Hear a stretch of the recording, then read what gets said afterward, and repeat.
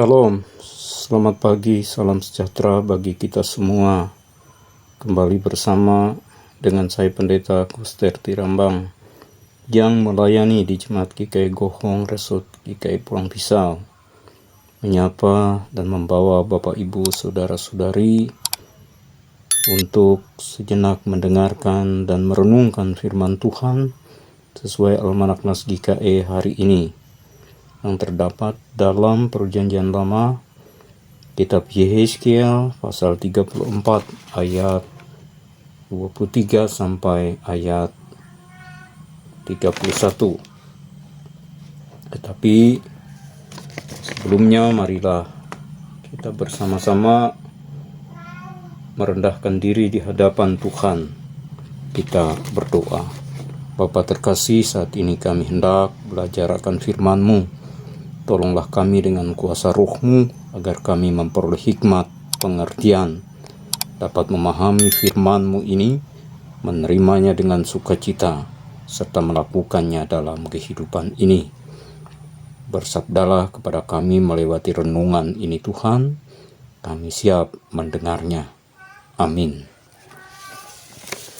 Bapak, Ibu, Saudara yang terkasih dan mengasihi Tuhan Yesus Kristus,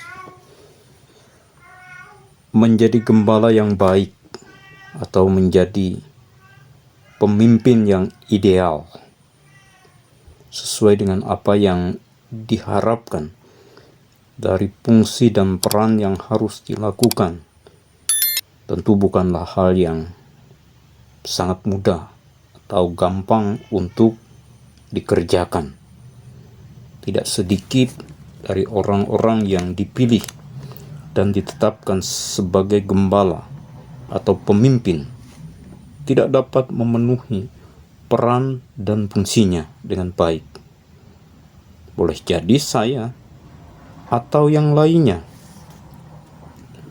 Hal yang perlu kita cari tahu, apa yang menjadi penyebab sehingga tidak sedikit orang yang dipilih menjadi gembala atau pemimpin bagi umatnya, bagi orang lain, gagal, bahkan ditolak.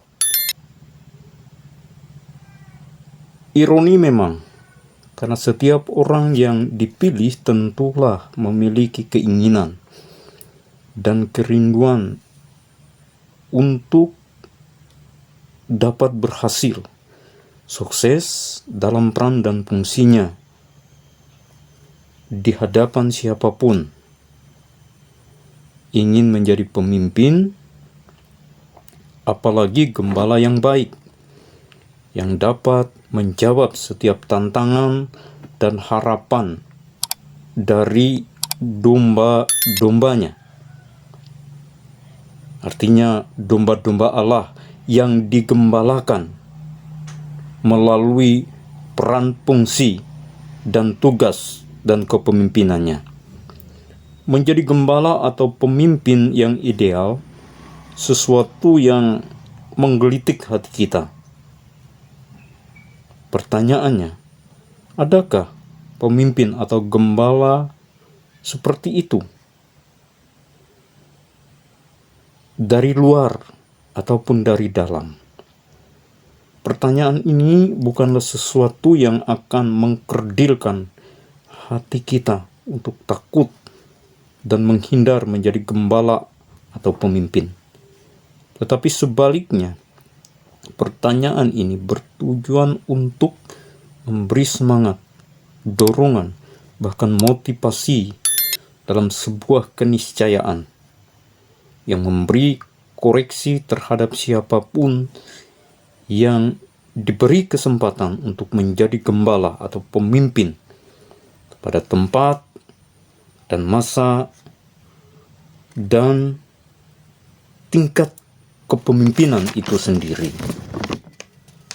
Gagalnya seorang gembala atau pemimpin sehingga pada akhirnya ditolak baik di hadapan Allah atau manusia, ini cenderung disebabkan satu faktor yang boleh dikatakan sebagai faktor yang mempengaruhi terjadinya hal seperti itu. Saya mau mengatakan di sini, faktor lupa dalam tanda petik. Lupa bahwa saya atau kita gembala atau pemimpin bagi banyak orang. Bahwa kita bukan pemimpin bagi diri kita. Bahwa kita bukan saja hanya menggembalakan diri kita, tetapi kita menggembalakan umat Tuhan atau orang lain, di mana Tuhan mengutus dan memanggil kita sebagai gembala, pelayan, dan pemimpin. Firman Tuhan yang keluar dari mulut Yesaya mengatakan dalam Yesaya 34 ayat 1-2 bahwa sesungguhnya gembala dan pemimpin adalah pelayan bagi dan untuk domba gembalaannya. Satu dari sekian pemimpin dan gembala yang dipilih dan ditetapkan dan diterima oleh Tuhan adalah Daud. Raja Daud merupakan representasi dari gembala dan pemimpin yang baik, walaupun bukanlah pemimpin yang ideal dan sempurna. Karena gembala atau pemimpin yang ideal dan sempurna hanyalah Allah di dalam Tuhan Yesus Kristus. Jadi Bapak, Ibu, Saudara-saudari yang terkasih dan mengasihi Tuhan Yesus Kristus, marilah kita senantiasa meneladani kehidupan, kepemimpinan dan pelayanan Tuhan Yesus Kristus, di mana Ia menjadi pemimpin, pelayan yang memberikan hidup dan kehidupannya bagi kehidupan domba-dombanya. Marilah kita menjadi pelayan yang mengenal dan memahami peran dan fungsi kita dalam kehidupan ini. Tuhan Yesus memberkati kita dan menolong kita. Kiranya firman-Nya menguatkan kita senantiasa. Amin. Mari kita menaikkan doa syafaat. Bapa terkasih dalam Tuhan Yesus Kristus, kami mengucap syukur dan terima kasih atas napas dan kehidupan dan kesempatan hari ini yang Tuhan berikan kepada kami. Kami hendak dan ingin menyerahkan seluruh hidup dan kehidupan ini, seluruh kegiatan dan aktivitas kami sepanjang hari ini. Kiranya Tuhan menyertai dan memberkati senantiasa. Terkhusus saat ini kami mau berdoa bagi jemaat GKE Palimirmo Re 8 Resort GKE Pulang Pisau.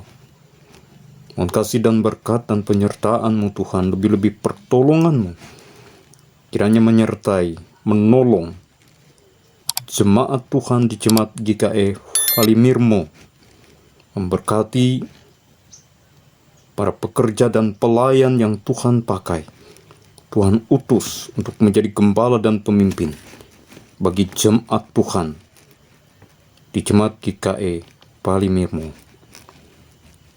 Berkatilah ya Tuhan kehidupan mereka, seluruh aktivitas kegiatan yang mereka lakukan dalam tugas, usaha, bahkan pekerjaan mereka. Karuniakan selalu ya Tuhan kesehatan dan kekuatan bagi mereka, hikmat kebijaksanaan dalam menjalani hidup. Lebih-lebih karunia Roh-Mu yang senantiasa mempersatukan dan mempersekutukan mereka hidup dalam satu pengakuan iman, pengharapan kasih dalam Tuhan Yesus Kristus.